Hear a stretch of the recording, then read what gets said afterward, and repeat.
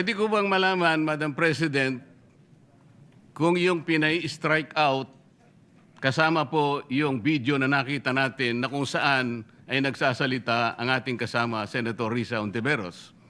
Kasi po sinabi niya, while VP Sara is in power, the threat of a full-blown Duterte comeback is still a very real and present danger. Sa akin po, walang problema yun. Opinion niya yun eh. And we have to respect that opinion. Yun po ba'y pinaalis natin? Gusto ko lang po malaman, isa-isahin natin. Pangalawa po, nakita ko rin po yung sarili ko. Kasi po, ako'y naanyayahan sa isang television program, tinanong lang po ako, totoo po bang merong connection yung coup? Kasi po, ang tawag coup eh. Hindi naman po coup, yung karaniwang nangyayari po sa buhay ng Senado yun eh. Palitan talaga yan. Maraming beses na po yan. Ang sabi ko po, kasi kinukonekta daw nila sa impeachment. Sabi ko, hindi po siguro. Sabi ko, dahil sa ngayon, 12 kami. Hindi man kinakailangan naming mag-coup para lamang i-prostrate natin yung impeachment. Palagay ko po, hindi. Yung po bang opinion ko na yun, tatanggalin? Gusto ko lang pong malaman. Kasi po, meron pa po nga sinabi, sinungaling. Meron din po nagsabing gano'n eh. Ang ibig ko po sabihin, Madam President, ngayon po nakita natin the vibrancy of democracy in this chamber. Isa-isa po silang nagsalita lahat. Nabigyan ng pagkakataong ipaliwanag ang kanilang panig. Hindi po ba maganda ngayon na nakita ng taong bayan, nagamit nga lang po yung kanyang presentation. Pero naging daan para mapakinggan ng buong mamamayan. At sila na po ang final arbiter, Madam President. Ako nga po eh. Ako nga po. Kailan lang nag-privilege speech ang isa sa atin dito. Habang nagsasalita siya, pinadaan niya ang isang slide na merong isang papel, na merong takip, at pagkatapos merong nakasulat, care of Congressman Marcoleta, 500. Isang kapirasong papel na tinakpan.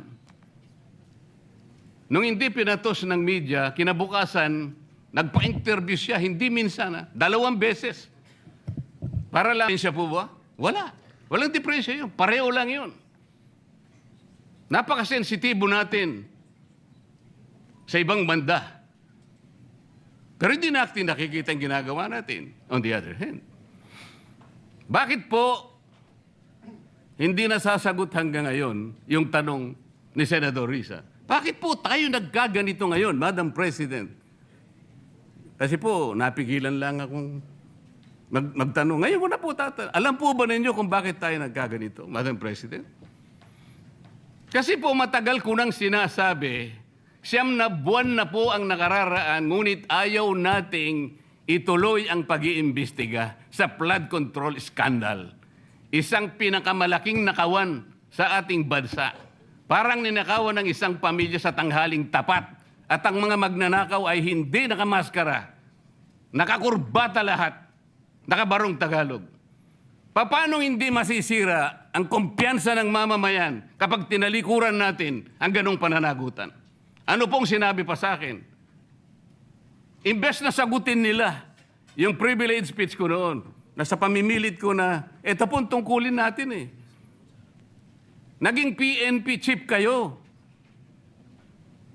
Duda si Senator Dante Marcoleta na planado ang naging pag-walkout ng ilang minority senators sa gitna ng talakayan kaugnay ng motion na pahintulutan ang remote online participation sa mga sesyon. Sa isang panayam, sinabi ni Marcoleta na tila premeditated o planado ang pag-alis ng ilang minority senators matapos tutulan ang mosyong agad talakayin sa plenaryo.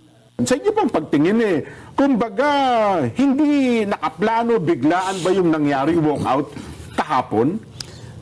Ako sa palagay ko, premeditated yun eh. Oh, ganun ho ba? Kasi wala namang masama dun sa motion ng aming SP, Alan, dahil lang sabi niya, i-take up na natin sa floor. Opo.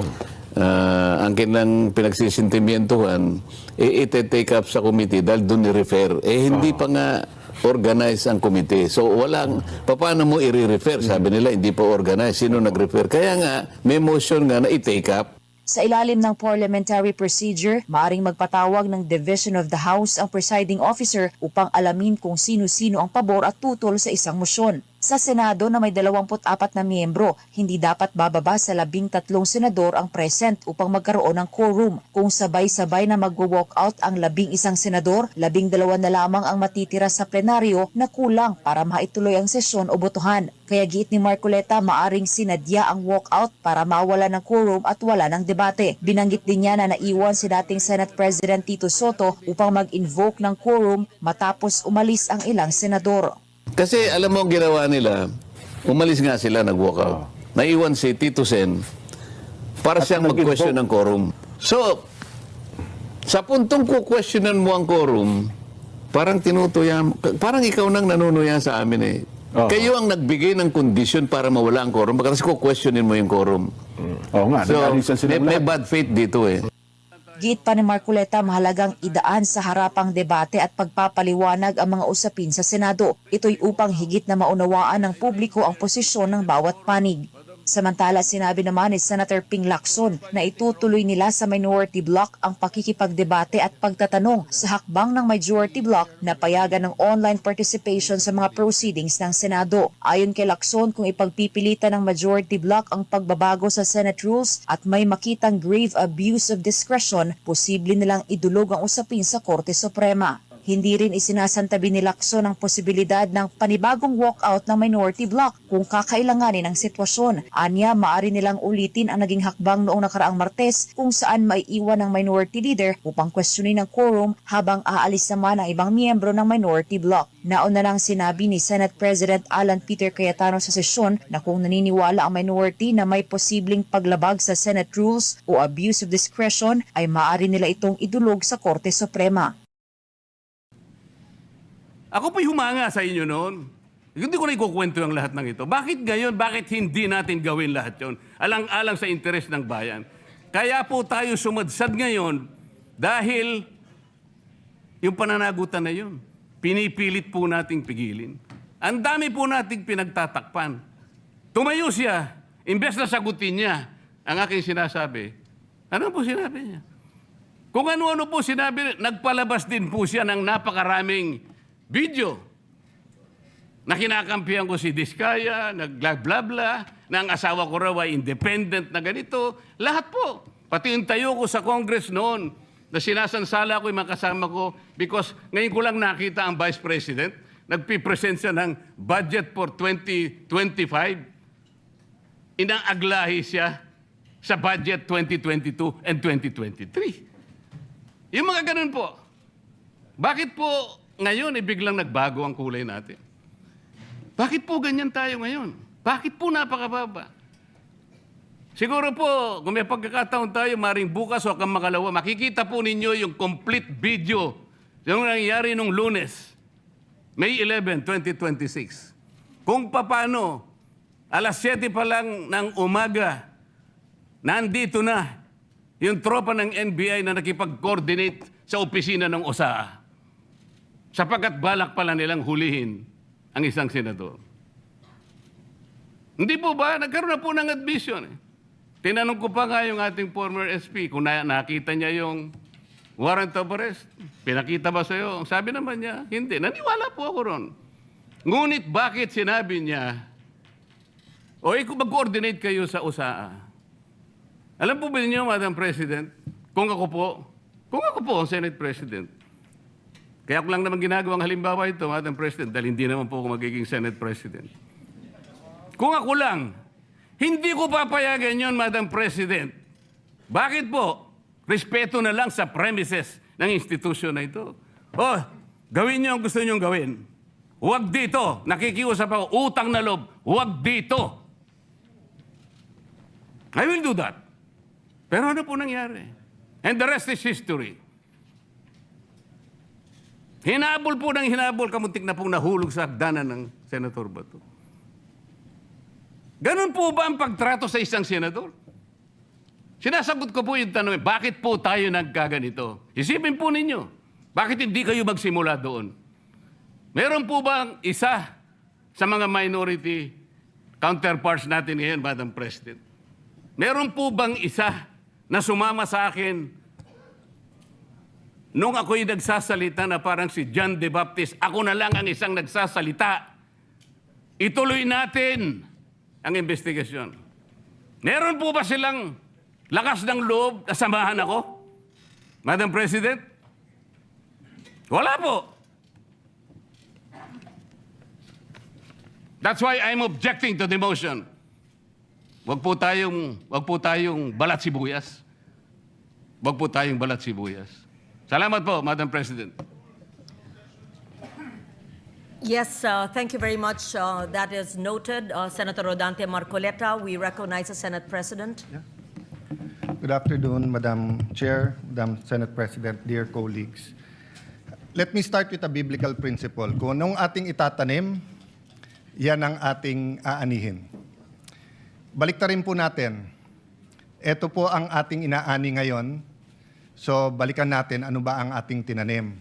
So allow me to put on record 3 topics.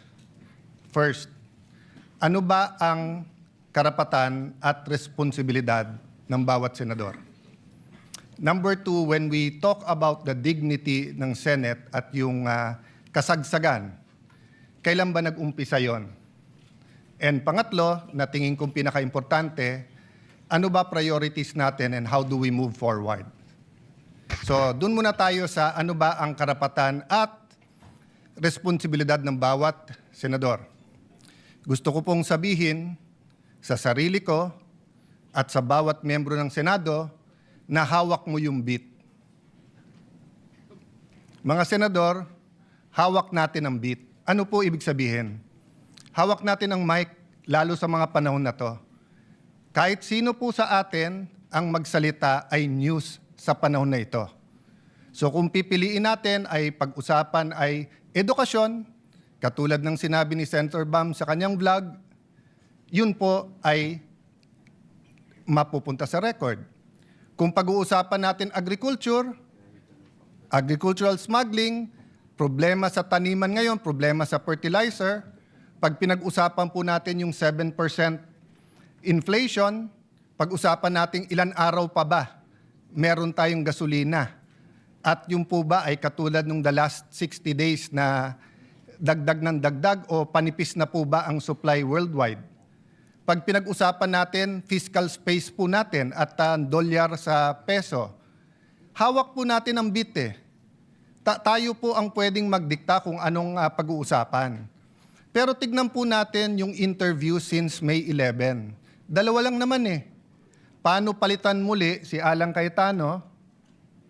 At pangalawa, bakit bumaksak ang dignidad ng ating Senado? Okay.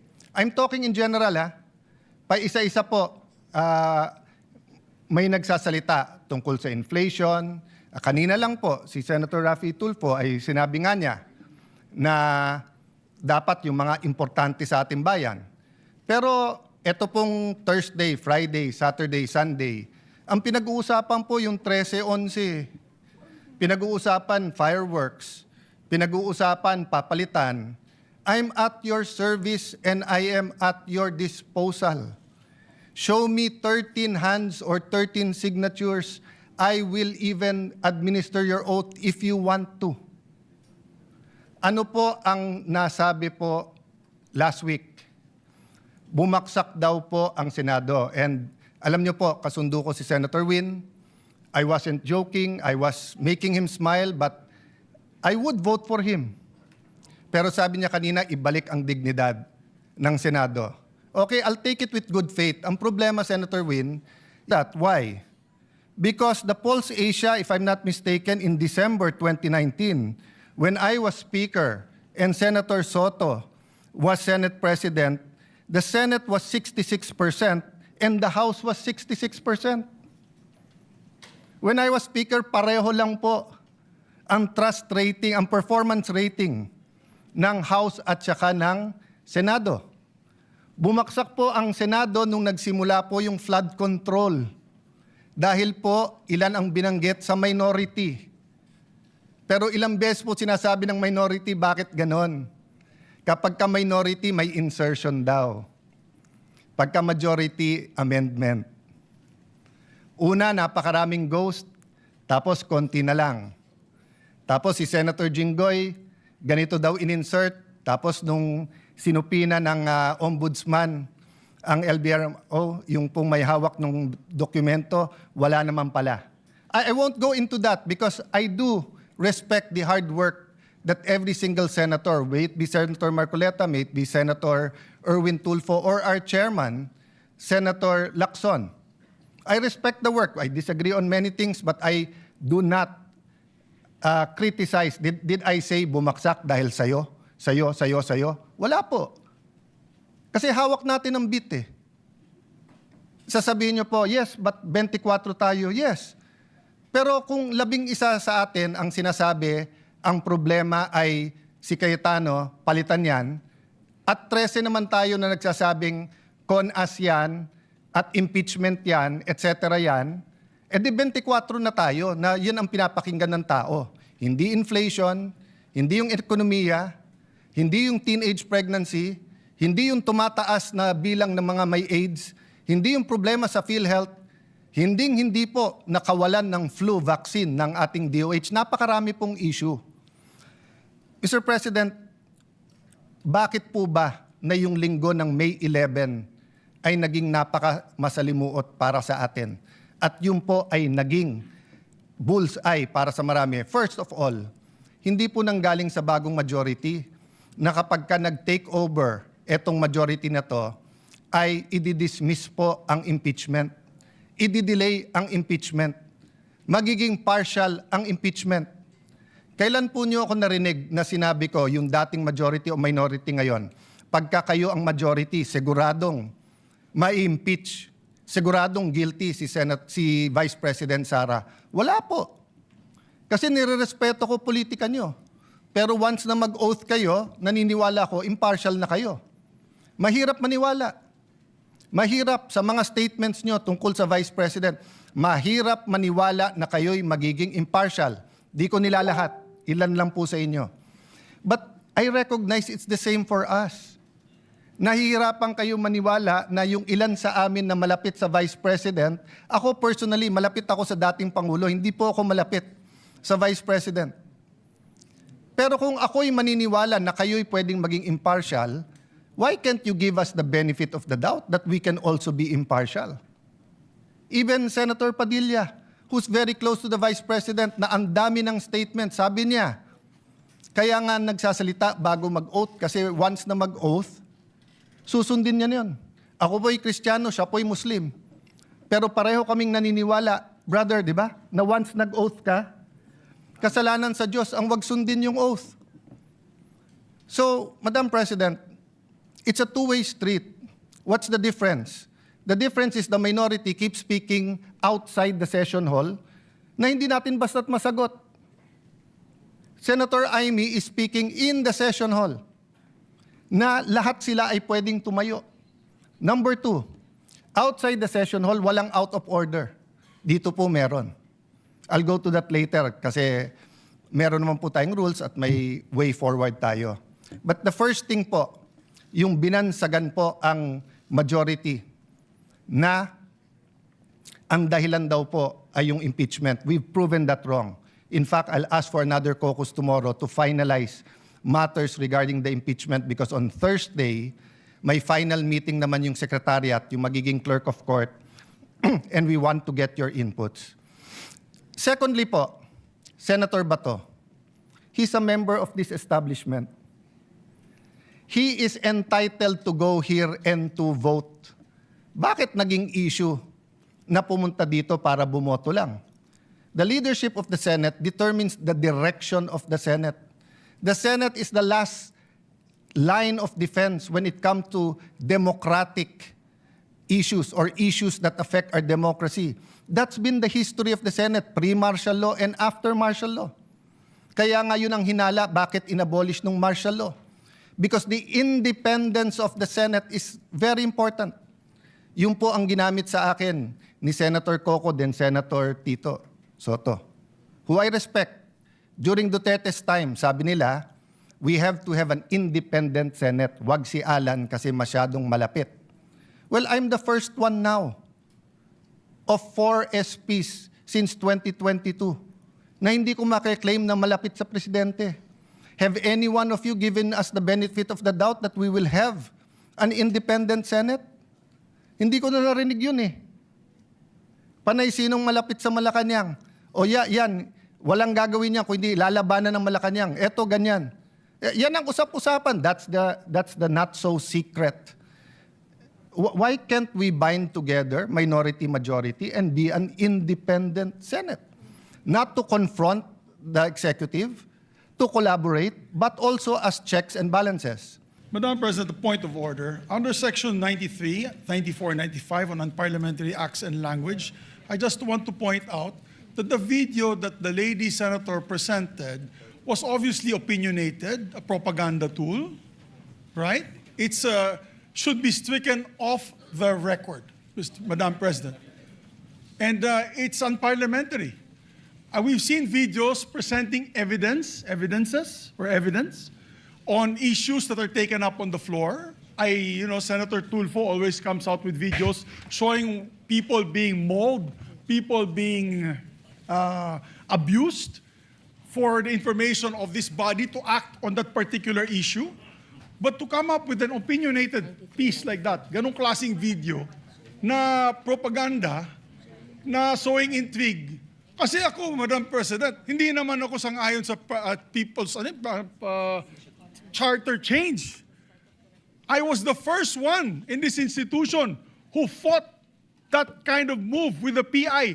And all of us together, kaming lahat, for the first time in the history of the Senate, 24 senators tumayo dyan at pinasapu natin yung Contra People's Initiative, na fake People's Initiative, na talagang kinall out natin yung lahat ng grupo ng tumutulak nun, from the Speaker and even Malacanang, kinalaban natin.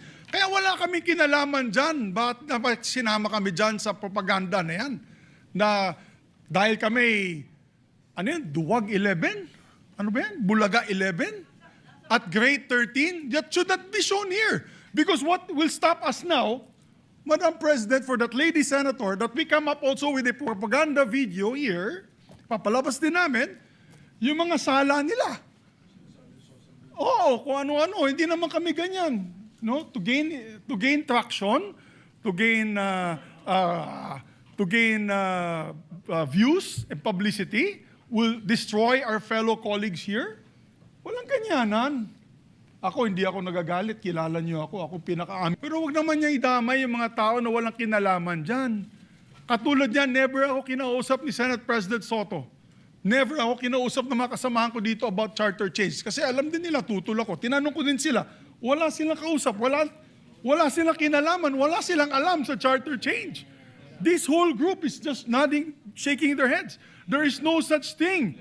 Inday-badiday na ba tayo dito sa Senado? Kaya nga sinasabi, we're a circus. I apologize to those who are watching. They think we're a circus. We are a circus because this type of language that we are pushing in this August chamber, it's unparliamentary, Madam President. It is unparliamentary. And I'll tell you now, these people here, ladies and gentlemen, in this body are not in favor of any amendments to the Constitution. We just want to bring back the integrity of this same chamber. Cannot we discuss that as a group, as a body, that we fight for our integrity, for the good name to be brought back, for people like Jokno, people like Tanyada, people like Aquino, people like Salonga, even Frank Drilon, people like Miriam Defensor Santiago, Joker Arroyo, who stood here for what was the best times of our institution. Have we forgotten that and we've made it already like a circus? Madam Chair, I do not agree. Because I'm not Macamarcos. I'm not, so when you come up with a propaganda tool like that, hitting all of us, it makes us look that we are, nasa panig po kami ng mali at nasa panig po kami ng mga demonyo. Diba? May panindigan po kami lahat dito, Madam President. So therefore, you can see my passion on this. I move to strike the horrible propaganda video off the records of this great institution, Madam President.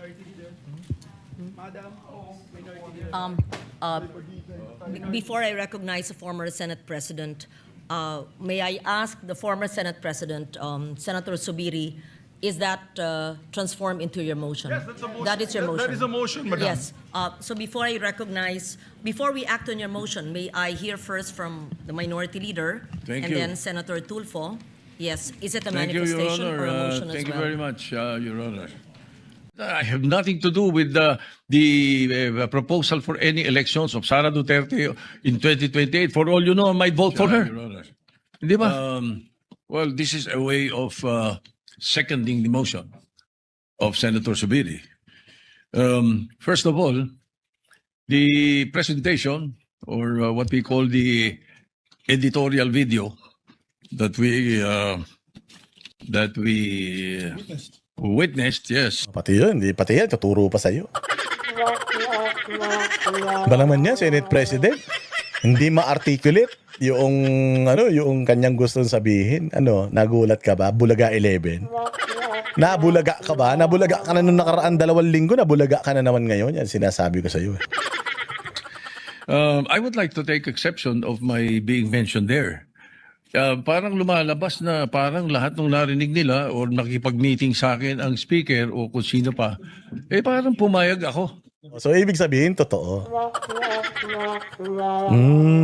Ayun. Kasi, if the meeting did not happen, it did not happen. But it happened. Hindi ka naman siguro makikipag-meeting sa kanila nang hindi mo alam kung anong agenda. Siyempre, if they want to set a meeting with you, can we have a meeting? Siyempre, magtatanong ka, what's the agenda of the meeting? Di ba? What's up? So what's gonna be the topic? Para makapag-prepare ako, or at least man lang, so that I know what to expect. Di ba? Hindi naman pipitara, meeting tayo. Sige, saan? Kasi ako ganun din Pag niyaya ako ni Banat, tara da, alis tayo. Tatanungin ko, saan? Saan tayo punta? Diyan lang.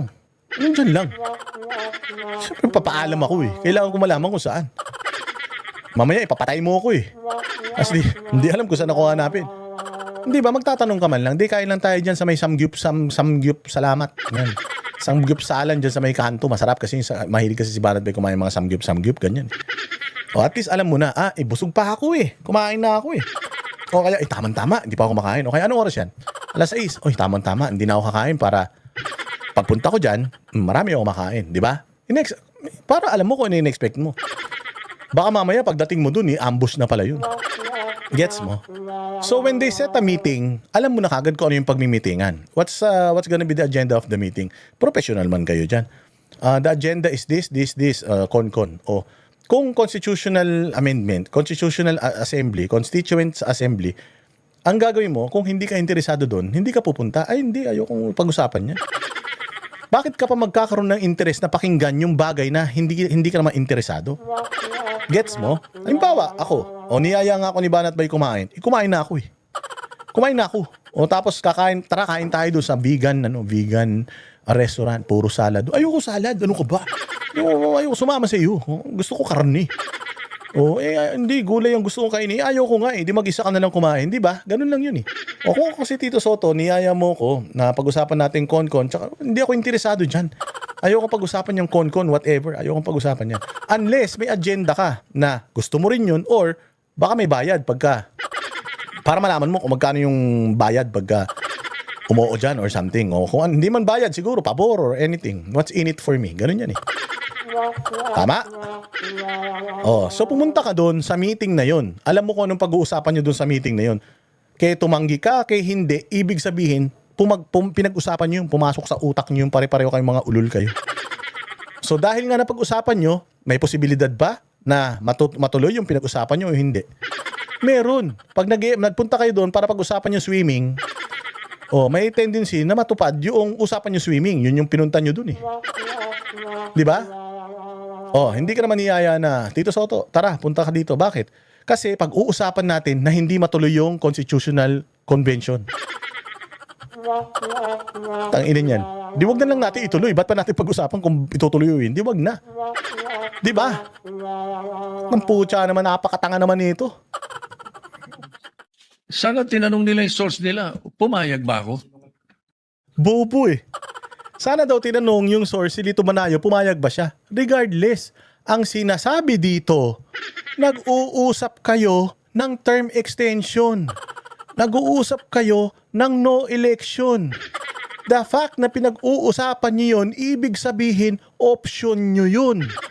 Option yun. Because kung hindi option yun, and if there is no possibility of con-as, or no election, hindi kayo dapat nag-uusap tungkol dun. Tama. Kanginang yan, umaming ka na nga eh. Mali ka na, tama ka pa rin. Kung ako sa'yo, dininay mo na lang sana, di, totoo yun. Hindi mo na nag-uusap dun. Ang pinag-uusapan namin dun kung sinong mas sexy, si Vice Ganda ba o si Aura? Ganun. Huli. Alam mo, Tito Soto, tanga ka. Sigurado ako si Vico Soto kasing tanga mo. Kaya hindi mananalo yun. Sa akin pa lang, hindi nauubra yung ano mo, alibay mo eh. Yung alibay mo, pang ano yan eh, pang high school. Yung mga binabanggit na idea, I did not even mention it to any member of the Senate. Imagine, nakikipag-usap ka sa Congress without mentioning it sa Senate. O di ibig sabihin, puta, sumusolo ka. Solo flight yarn. Ano yan, Tito Soto? Sumusolo ka. Hindi mo sinasabi sa mga tao mo na nakikipag-usap, nakikipag-meeting ka na pala tungkol dyan. So, inaano mo sila? Bina-blindside mo sila, ganon? Ano yung sasalohin mo? Sasalohin mo yan? Yan, ha? Tungkol doon sa mga ideas of, let's say, a regional Senate and all that. Ito mga idea ng mga tao to eh. Diba? Kung nakikinig ka, narinig mo yung idea, ikaw ba'y sumang-ayon na? Tang ina, bobo talaga. Tito Soto, you are the Senate President. At kinakausap ka ng Speaker of the House. Ibig sabihin, you are representing Senate and si Boji D is representing the Congress. Dalawa kayong nag-uusap. At yung pinag-uusapan nyo doon, whether natuloy yun or hindi, the fact na you welcomed it, the fact that you spent time listening to it, it means you're considering it. You're considering it. Maybe you said no, maybe you declined, deny, or whatever. Pero, you're considering it. Kaya ka nga nakipag-meeting eh, na yun yung agenda eh.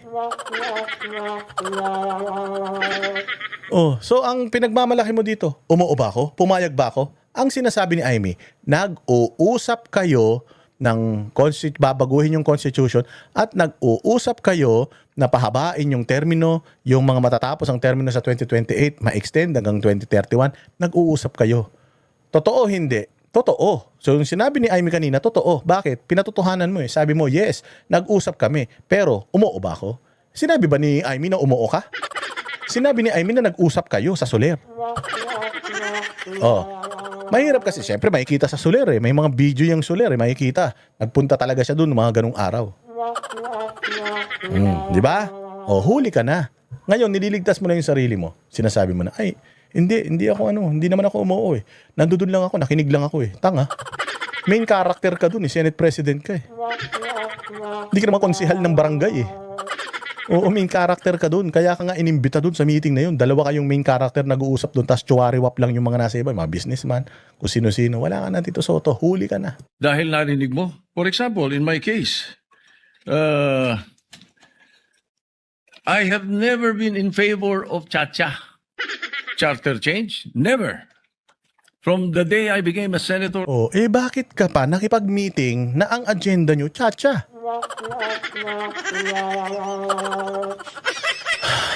Again, Speaker Boji D, ikaw, businessman, at kung sino-sino pa, dating retired military, dating ganito, nandoon kayo sa isang conference room talking about constitutional or Chacha, talking about Chacha, and then you're saying, you're not interested with Chacha, you're against it. If you're against it, hindi mo na pauunlakan yung imbitasyon na yan, Tito Soto. Up to the present, ang dami namin pinagdaanan dyan. Ang mas gusto ko, Chacha. Comedian, mag-comedian ka na lang ulit. Mag-stand-up comedian ka. Kayong tatlo ni Tito Vic and Joey, gumawa ulit kayo ng pelikula, ganun. Oo, ayusin mo yung karakter mo. That is what we need. Kaya kung merong, let's say, may idea ang Speaker of the House, gustong kausapin ng Senate President at sinasabi nila, meron silang mga membro, ganito, idea ganito, nag-idea ganito, ay ibig sabihin ba nun, mali na kagad ako dahil narinig ko? Hindi, mali ka dahil nandudun ka. Mali ka dahil pinaunlakan mo yung imbitasyon nila. Halimbawa, tara, imbitahan kita, Tito Soto. O bakit? Ano pag-uusapan natin? May kikidnapping kasi kami. May kikidnapping kami. Gusto ko lang pumunta ka ron, makinig ka lang. Pupunta ka? Siyempre hindi. Hindi ako pupunta dyan. Gago ba kayo? Takinan nyo, mangingidnap kayo, tapos pupunta ako dyan. Loko-loko ba kayo? Pumunta ka doon kasi interesado ka. Interesado ka at the same time, ano ka, party ka doon sa ano na yun, sa grupo na yun. Malaki ang ano mo, partisipasyon mo at magiging partisipasyon mo. The fact na nagpunta ka doon, ibig sabihin, nag-okay ka doon sa agenda. Maaaring hindi mo nga tinanggap, but you entertained the agenda, the thought, the meeting. Kung ayaw mo nung meeting na yon, hindi ka nagpunta doon in the first place, but you're there. You listened. And when you listened about that, at nalaman mo yung information na yun, anong ginawa mo doon sa info? You kept it to yourself. Oh, maybe you're contemplating. Sasama ba ako doon o hindi? Kikita ba ako doon? Hindi ba? You contemplated. Did you mention that to your colleagues na nag-usap kami ni Boji di kahapon eh. Gusto nila ganito, ganyan. Kasi kung hindi yung mga kasamahan mo nung nakaraang linggo, dinideny nila si Tulfo, si Erwin Tulfo, dinideny yan eh. So ibig sabihin kung dinideny nila yan at sinabi mo sa kanila, ibig sabihin sinungaling sila. O ngayon kung talagang hindi nila alam yan at inamin mo na narinig mo yan, hindi mo sinabi sa kanila, ibig sabihin wala kang kwenta talagang Senate President. Sinolo mo yung informasyon. Either way, mali kayo pare-parehas doon. Did I agree? Ang sabi ko pa nga, if we're going to change or amend, not change amend, ang nabanggit ko. If you're going to amend the Constitution, baka ako pumayag sa isang bagay lang. Sabi ko, at yun may ingest ko pa sinabi. Sabi ko, ibaba natin ang edad. Bakit sa Amerika, 35 years old ng presidente? So, ibig sabihin, naghagel ka. Akala ko ba nakikinig ka lang? Nagbigay ka ng opinion mo eh. So, you participated doon sa meeting. So, ibig sabihin, talagang nag-brainstorming kayo mga walang utak. Nagrekomenda ka pa na babaan yung edad. Ano pa yung mga nirekomenda mo? Ang Senator, 30. Bakit sa atin 40 and 35? Kaya mali pa rin yung sinasabi doon sa isa sa comment sa the distinguished lady na sinasabi, gusto ko raw iakyat into 50. Hindi sinabing gusto mo iakyat, nagpanukala ka, gusto mo ibaba. Gusto nila magpanukala na iakyat, di ba si ano yun? Ewan ko kung sa La Union yun. Basta yung sa La Union yata, siya rin yung may gusto na ibaba eh. Yung baklang ng La Union, baklang congressman. Basta, gusto nilang itaas, pero nagpanukala ka gustong ibaba. Hindi niya sinabing nagpanukala ka gusto mo itaas. Para ma-disqualify doon sa Duterte. That's not true, Mr. President, Madam President. That's impossible. I never said that. Di ba? I have nothing to do with the proposal for any elections of Sara Duterte in 2028. For all you know, I might vote for her. Uy, tayo na. Ngayon pala, buwabaliktad ka na. Buwabalimbing ka na ngayon pa lang ha. Dati, kaibigan mo rin yung tatay, tapos ngayon, traidor ka na ngayon. Nung nakita mo malakas si Inday Sara, nabisto yung no election ninyo. Pucha, boboto mo na siya. Tito Soto, ano pa? Di ba? Ano pa yun eh? Hindi pa pwedeng porque pinag-uusapan, narinig mo, yun na kagad. At saka, Hindi mo lang basta narinig,